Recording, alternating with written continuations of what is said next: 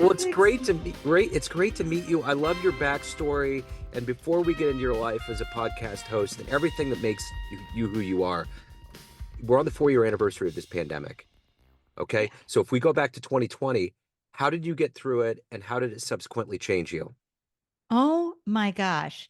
That's the best question because I've been a podcast host and live stream host since 2012. Okay. So I was brought in by the founders of StreamYard when they went into beta in Wow. 2018 because I was a seasoned live stream host and to kick the tires. So I knew that they had created a very stable platform. And I bring this up because I was in the startup ecosystem for 8 years here in Boston and globally, a global mentor for accelerator programs and diverse founders, as well as locally with Mass Challenge and Entrepreneurship for All. And I had was a co-host of a monthly pitch event here in Boston. Every month, 5 founders got to pitch their value prop to a live audience in person Yeah. and investors. So when March hit, and in Boston, we got shut down fast.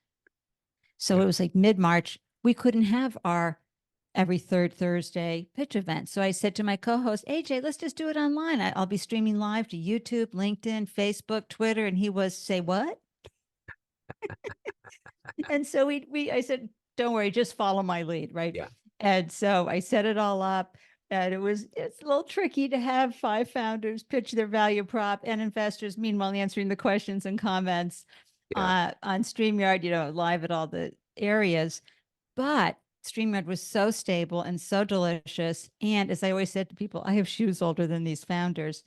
Um, it was wonderful. Yeah. And I shared that story, Joe, because as I was sitting there that night at the end of March, I said, my extrovert battery juices are going to have to get refilled somehow. And I get that this is going to be months of lockdown. We're going to be isolated here and I got Yeah. to do something. So I quickly said, I'm going to launch a live stream show called Startup Life Live, where I interview founders from Yeah. around the world, sharing their value prop, sharing how they figured it out. How did they do all the tough things with launching a business? Yeah. Because it's so hard. And I did 250 episodes. I went live twice a week for 3 years. Wow. That's wonderful. The thing that gets me about that time period is that you've been doing podcasting, you've been doing hosting for so long. It almost freaked me out that it became a big deal because I started my show in 2011. I'd been doing interviews for years.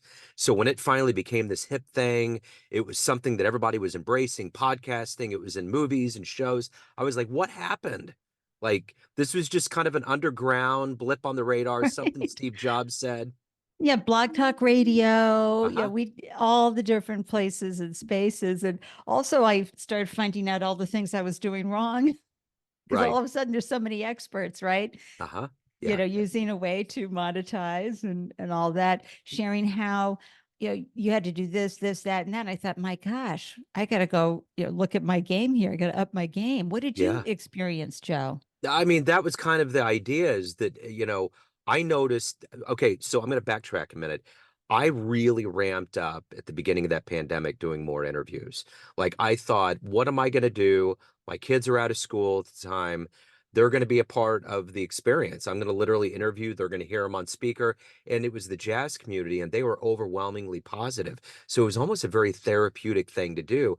And as it really kind of wore on, as we got past the Floyd incident and New York was really like in an era of uncertainty, to be able to talk to these musicians and have an outlet, I felt like they felt they were connected to their art form, even though they couldn't do it live. There was a Right. level of it that was really good to get into. But I'm still, even now in 2024, a little freaked out that podcasting has become this big, hip, revenue generating buzz. It's just still weird. Well, and like Startup Life, there's a lot of mythology around podcasting. Yeah. Like we're all going to be what, hundreds of thousands of downloads.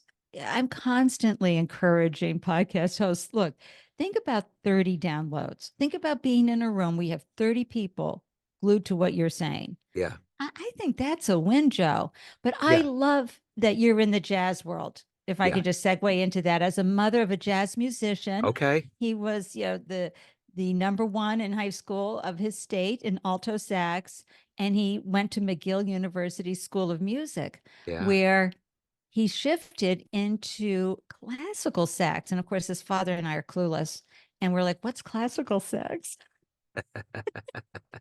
But we're big jazz fans here. Every time we watch an episode of Bosch, we're always Yeah. downloading, the jazz runs Yeah. that he plays. It's so wonderful and so soothing, and so important that you shared those artists and their music at a time when they couldn't be out there doing what they love best, which is touching and being with their audience and listeners. The one thing that was emblematic of that time too is that a lot of legends were around that wouldn't have been around. A lot of very busy musicians. You know what I'm saying? So did you run into that too, where there was people that had latitude? Yes, especially since founders weren't able to do their usual in-person pitching and networking with potential investors, right? Yeah. And so this was another way for them to reach out, get their brand and their authority out there as a founder. Podcasting is so helpful, and you know this, Joe, in building your authority and credibility within an industry. So many founders, can have a founder market fit, Yeah. but often they're not a luminary or an authority in that industry. So getting on a podcast and being able to really articulate your message as a founder, as a business owner, and what you're building and how you're building your brand is so important.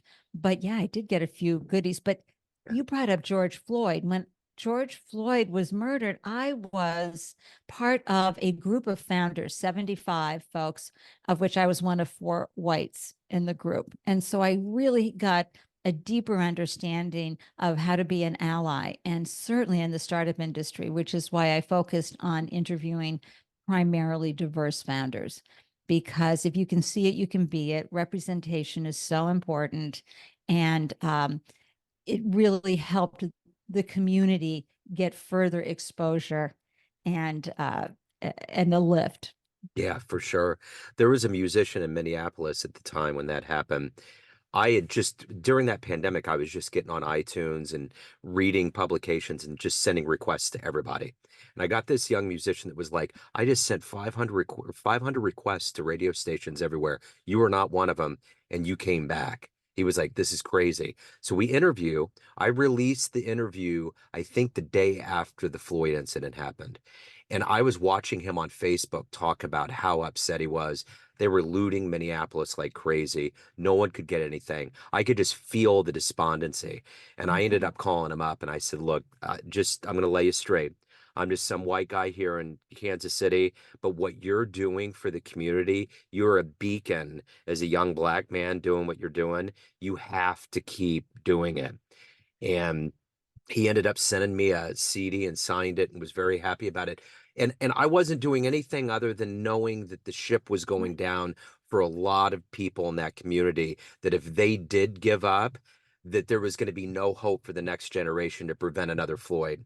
So the wheel had to spin in a Oh, very thank you, defined Joe. way. So Thank you. Thank you. Thank you. So important what you did there. Mm, it was good. There was a lot of things. It was a weird time, but it was the Bob Dylan moment for all of us. Like right. that was the time to say, you know what? Let's do it. Let's do what we do best. Look at the glass half full and see what happens, So, And how did you get interested in jazz? Am I allowed to do that, yeah, listeners? Ask the 100%. host a question. Yeah, yeah. One of my best friends, his name is John Sweetwood. He had all of the jazz albums, but he gave me Kind of Blue, and I was flying to Seattle in the mid 90s. And I was a big grunge guy in my 20s, into that scene. So I'm like, I'm going to the Mecca. I'm going to see all this. But I listened to Kind of Blue on the way up, and I just really started getting into it from there. Got into the bebop thing and just opened it up. But long story short, I was going to get into sports broadcasting, and I got into the industry and didn't like it. So I got out and just did other things, graphic design, IT work. And then I heard a show. I bought a Radio Shack raccoon with little controls in its belly from a thrift store, and heard a show called The Neon Beat, which was the American Songbook, the Rat Pack and all those cats. And I reach out to this guy and I'm like, I love your show. What's up? do you want to interview? When I was doing part-time journalism, we interview, and he said, why don't you write a script up, come to my house? He happened to live 4 blocks away from me. He was an engineer at a major radio conglomerate in town, had all of this backhanded audio equipment. And the first script I wrote in April of 2011 was a jazz script. And that was it. And I said, if I do this, I'm not reading about jazz in a book. I'm going to talk to the people that made it. And That is absolutely the best. And what I love is the common thread with you, Joe. And I hope listeners take this away too. Be local, do local, yeah, you know, absolutely. connect locally. And that's the best way to get the word out about what you're doing and give you the ability to add wind to other sails. Yeah. Because as you build locally, it just starts to amplify and go out to a region and the national. But that local connection that you have brilliantly done is so important.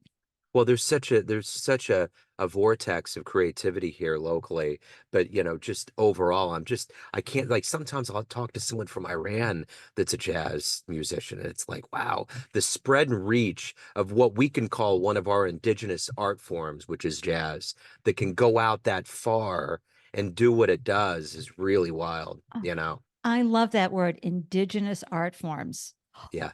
You're absolutely right. I've never heard it phrased that way, and it just made my heart sing with joy. Good. So let's get into how this happened for you. So if I put you in front of a bunch of third graders at career day and one of the kids says, hey, what do you do for a living? How would you answer that right now? That is great. Let me just take a moment to think about my audience as being third graders. Wow. You know, I am in the aging. You know how you look around, you see some people who are a lot like you know, good energy. They're in third grade, but they have what we call an old person's face, you know, like your grandparents. They've got some wrinkles. They may have glasses. Their hair may have gone gray, but they're still vibrant. They still have a lot to give. I'm here to make sure they stay visible. So with my podcast, Don't Be Caged by Your Age, you know, it kind of works both ways. I want you as a third grader to be able to think and do what you want to do, as well as those who might be in their 60s, 70s, and 80s, kind of inconceivable for you now, but it's the grandma and great grandpas of the world to know that we still see them, we still love them, they are important, and their voice is important, just like your voice at 8 years old is so important. As we age, what happens is a lot of people tend to think that you're not that important and you're not that valuable. And see how my voice starts changing for a third grader? The inflections. Absolutely. It's wonderful. But folks, that's what I do. I'm 67 years old. And what I saw in the startup ecosystem was explain your business as if it were your grandmother. You know what? That is such a bias. Ageism is one of the still socially acceptable prejudices out there. And so often folks think that, oh, because you're a certain age, you're over 60, 70, 80, that you're permafrost, that you're ready to go out into the pasture. And we're not horses, we're people. It's important for us to stay engaged. That's how you age actively. And what happens is folks get indoctrinated with these belief systems inside them that tell them, oh, I can't do that. I'm too old. Yeah. And I'm here to help shatter that and show them pathways. It may not be the big hustle, right? It may not be what they've been doing for years and decades. Have our phenomenal transitional and transformational skills that can be used in so many different pathways for their life. And through the podcast, I'm having conversations, Joe, with people who represent. So I only interview folks who are 60 plus Yeah. Yeah. because I want to represent. Again, if you see it, you can be it. Yeah. So what did you want to be in the third grade? What was your dream? I just wanted to survive. I didn't have a dream when I was third grade, but thank you for asking that. Yeah. I was, yeah, I'd already had a big PTSD in my life. And so for me, my childhood, I'll be honest with you, in third grade, I was just like, how do I get through this? And I Yeah. had, you know, years of being bullied, Yeah. both outside the home and inside the home. But you know what? I fortunately had a great DNA package and was able to step into adulthood, do the healing that was required. And I'm a bit of a flotation device. So I don't have toxic positivity. I'm just a enthusiastic person who loves to solve problems, and I find ways to solve my own to to help move forward in life. So as you look back in the rearview mirror and think about your lineage and how you led up to this moment, what were the seminal seeds that were planted to make you optimistic? You don't see an age barrier, and you've decided to go after this and be a storyteller to put it out to motivate others. Thank you. That's an excellent question. And what I love about some of the things I've done in life is certainly a self actualization program I went to when I was 28. But one of my favorite stories is when I learned about how to this MBA program we have at a very well-known university here in the Boston area called Simmons University. And it was an all-women's MBA program. And they let 1% of their candidates uh, join and matriculate even if they didn't have an undergraduate degree. And so I took the GMATs knowing that I was a terrible standardized test taker. I don't know if any of the listeners can relate to that, but I was terrible at it. And they told me not once, but twice, we don't accept students with GMAT scores this low. And that's the board exam you have to take to get into an MBA program. But I shored up that uh, inability to take standardized tests, and I went to night school 4 nights a week for 4 hours so I could, with taking algebra, taking expository writing, and I took another semester of statistics. Also, I could get into the school, and sure enough, they said, "Okay, we'll accept you, provided you get a B plus or better in your intensive statistics course." So if anybody's taken statistics, you know how hard that can be. Yeah. And so, but I did well. I had to crunch the numbers to figure out what I had to get on the final to get that B plus or better. But more importantly, when I was in the program and I was taking a operations class, I went to see the professor because I wasn't doing well. And Joe, he told me, he said, "What's the problem, Andy?" And I said, "Oh, well, I've got such a right brain. I'm a creative." And I had this image of myself. And he said to me, "Hello, you have one of the strongest left brains I've ever seen. No one has ever showed you how to use it." Wow. And it was just like, I had this like robot moment. Uh-huh. And Uh-huh. I went, you know what? He's right.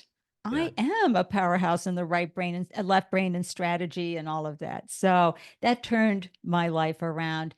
And from then on, I went into banking after my MBA, not because it was a good fit, but because I wanted to do financial analysis on industries of all types. But by 1992, I've been able to say I've been unemployable. I have Okay. had 4 businesses, and I have one was backed by venture capital, another by angel investors, the other two by charming personalities.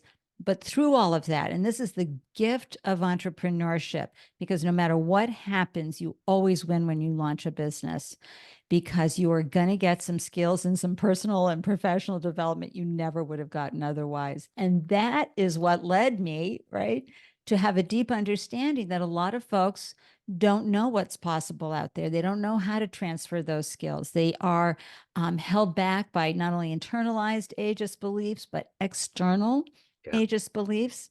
So in August of 2022, I came out about my age, which was in the startup ecosystem, Joe. It's all youth centered, right? Yeah. And my biggest fans were all under 30.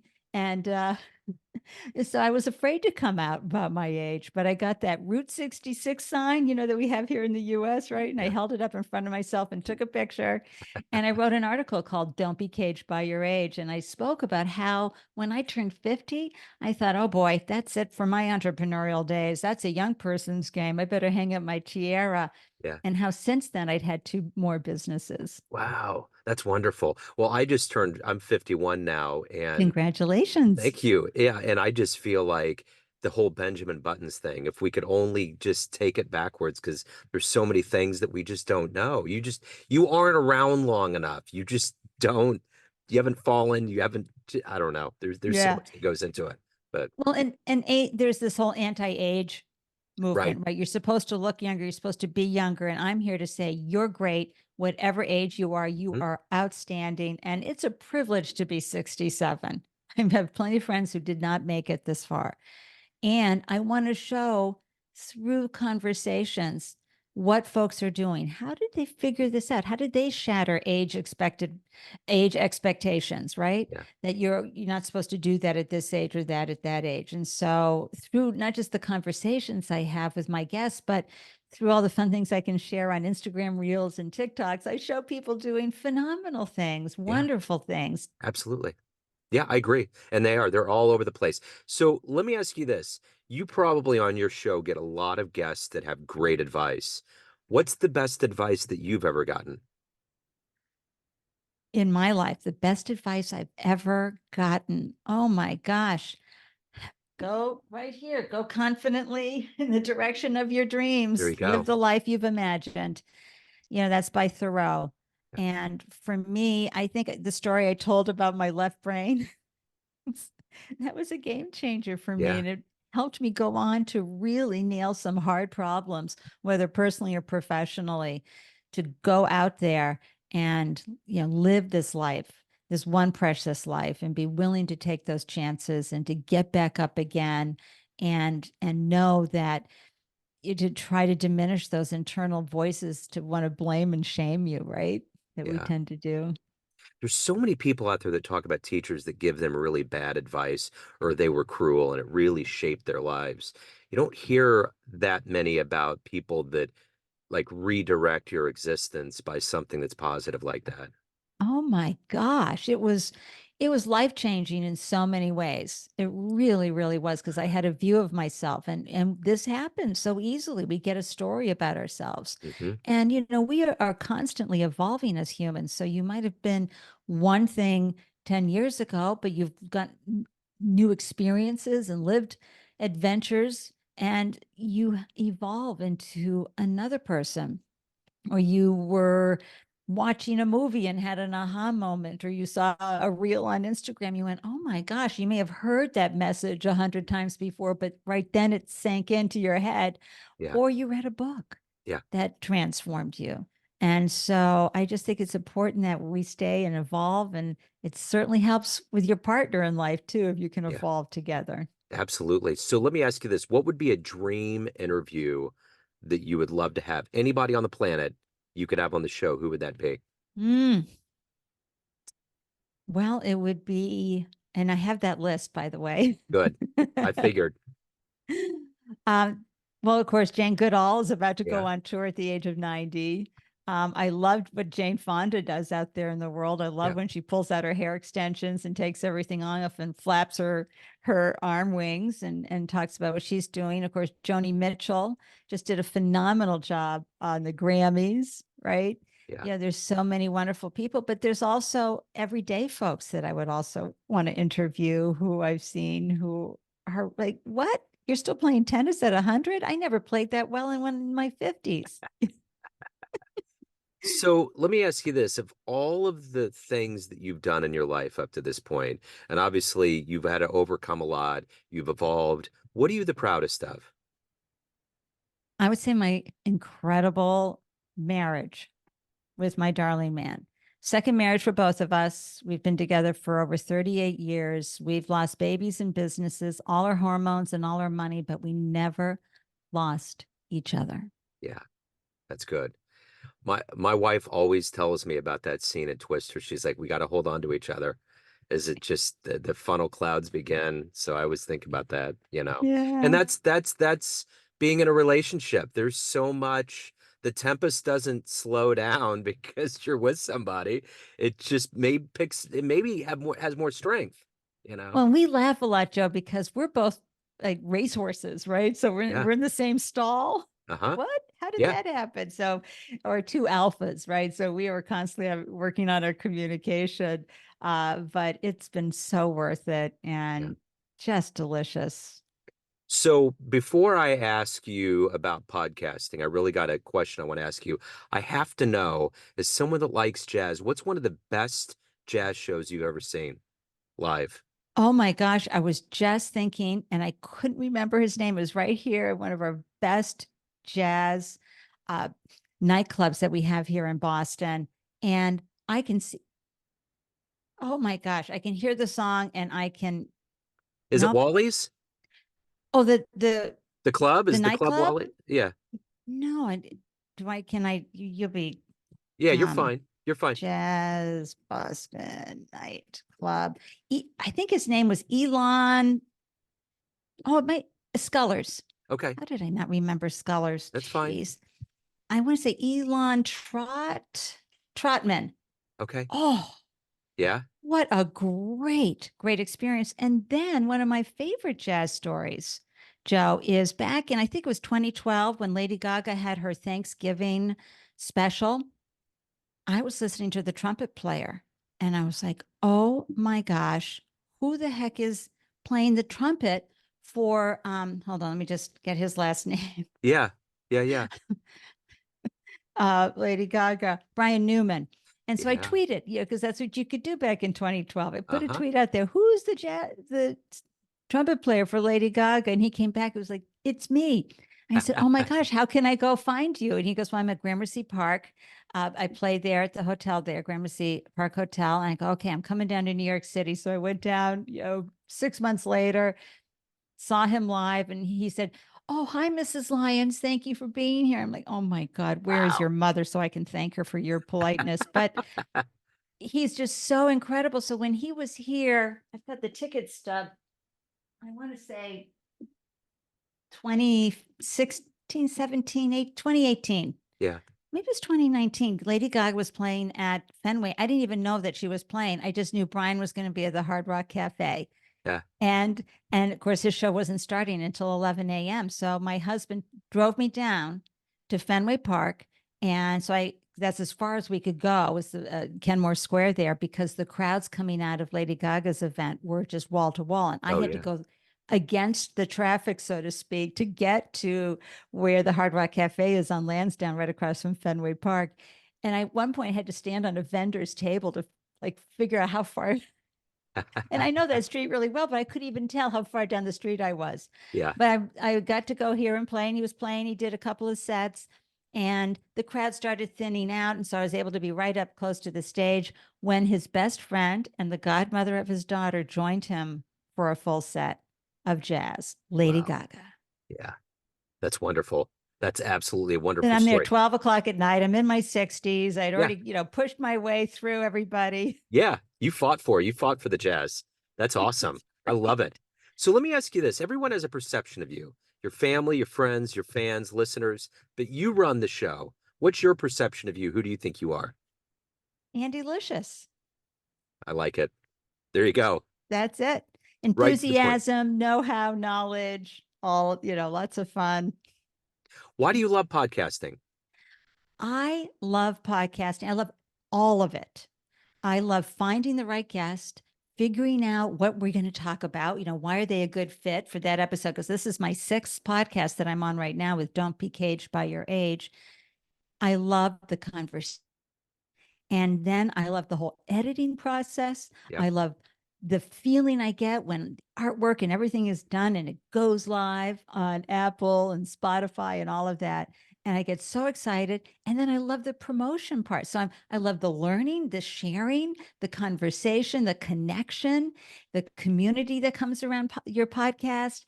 And then I love being able to amplify. So if my guest is doing something interesting, I can add wind to her sales or his Yeah. sales. That makes my heart sing. There's just something that happens. I've got my clappers here when I get done. Uh-huh. I get very excited and it fulfills me in a way. And by the way, Joe, I just launched the New England Podcasters Group. And Oh, that's because right. folks, if you need community and you can't find that community, create that community. Yeah, for And we sure. didn't have it. I saw Chris from Podfest going around the country and all these different regions, but he never, there was no New England region. I said, well, where is it? And didn't have it. So I created it. So There you now we go. have this great group of folks where we can support each other. And we meet every other month in person. Yeah. So exciting. That's excellent. It's like a long string of eureka moments, you know? It's Yeah. excellent. For And sure. podcasters are so welcoming, everybody, especially indie podcasters. Oh my gosh. If you're thinking about podcasting, just go hang out with some podcasters. Yeah. They will be so excited and so generous and they'll share everything they know. I had a telemarketer call me one time wanting to give me a big loan. And we were getting into it. I was like, look, I don't have the revenue stream on it. I'm an independent podcaster and all of this. And he was like, wow, I really wanted to get into podcasting. And I talked to him for like 10 minutes. And because he was like, I have to have all this equipment, I have to have everything set up. I said, no, you don't. I said, you just need to have a mic. You need to have a working computer with the camera. Don't make this a big deal. And if you make money, upgrade, but just do it, start it, you know? And by the time we got off the phone, he was like, all right, I'm going to do it. And he was all happy. I was like, you were supposed to sell me something. It wasn't supposed to be me selling you something. I love that you helped him with the dream, Joe. It I was love that, fun. something fierce. And the other mythology is that people think it's expensive.